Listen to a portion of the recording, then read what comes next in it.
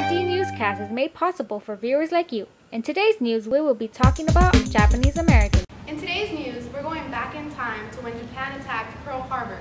Noah Campbell has the latest story. More than 100,000 Japanese enemy aliens and Japanese American citizens were forced to be evacuated. First, they gathered at assembly centers in May. Then they boarded trains for the internment camps scattered throughout the western states. The typical camp was located in desert cities. No houses were in sight, no trees or anything green. Mostly dry baked, and that's how Japanese Americans suffered during World War II.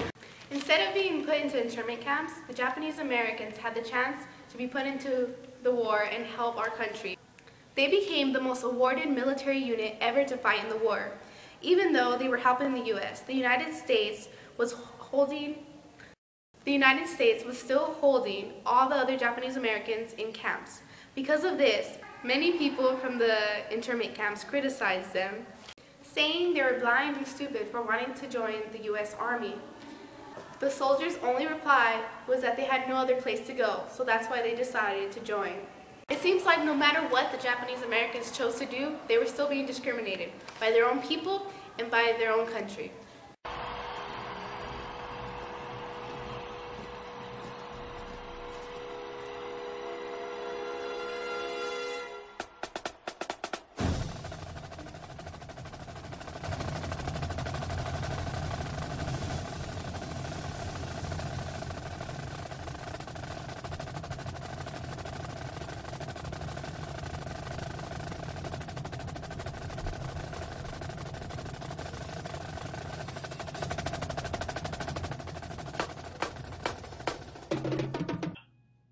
How did the executive order affect you? Well, after the executive order was placed, it was completely different. Everything was different. I used to have my own dreams, my own plans that I hoped I would once accomplish. And with the executive order, all my dreams were put on hold and I had no control over it. How did you and your family feel? Angry. It was just a complete mix of emotions. I didn't know how to feel. I felt numb. I mean, it was something we had no control over. I think that's how everyone would respond. It's like almost being a prisoner, but the only difference is that a prisoner actually has a sentence to complete. They have dates. So how was life after Pearl Harbor? Wow. Right after Pearl Harbor, the FBI came to our home, and my father just disappeared. I remember the last words he was saying was, "Oh, let me put my pants on." That was it. He was put in the Yakima County, Washington jail, and then he was sent to a detention center where I didn't see him until about a year and a half later. My mother asked me to write a letter to the President Roosevelt. I wrote him about our situation. All of us were still farming, and though my father disappeared in December, come spring we put in the crops. The question was, what do we do next? So I wrote to President Roosevelt saying that it would be very good if my father came back because, well, we really needed him here, and my mother was only 25 years old at the time. Oh no!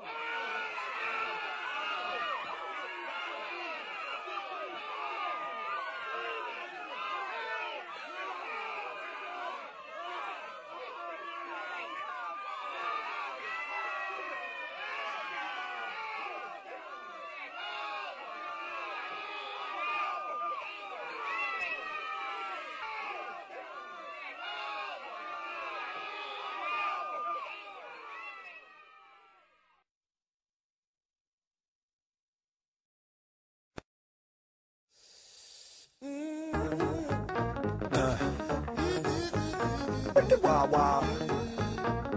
Wicked wild, wicked wild, wicked wild, wild west. Jim West, Desperado, Rough Rider. No, you don't want nada. None of this. Six gunning this, brother running this. Buffalo Soldier. Look, it's like I told you. Any damsel that's in distress, be out of that dress when she meet Jim West. Roughneck, so go check the law on the bar. Watch your step, reflecting. Thank you, Isaiah Fujimoto, for your tragic story on Pearl Harbor. That seems like a real sad story for all the Japanese Americans. What's your opinion, Debbie? I can't imagine how they must have felt living through those harsh conditions. Yeah, I would hate being Japanese. That's it for today. I'm Mr. Noah Campbell, and this is Debbie Hernandez, and thanks for listening to CNRD Newscast. What?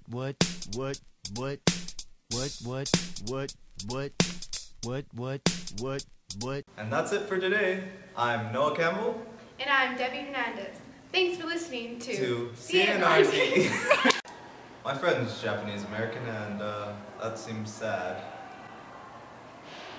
Yeah, I can't imagine how they must have felt. Yeah, Debbie, that seems like a real sad story for all the Japanese Americans. What's your opinion, Debbie? I can't imagine how they must have felt living through those harsh conditions. Yeah, I would hate being Japanese.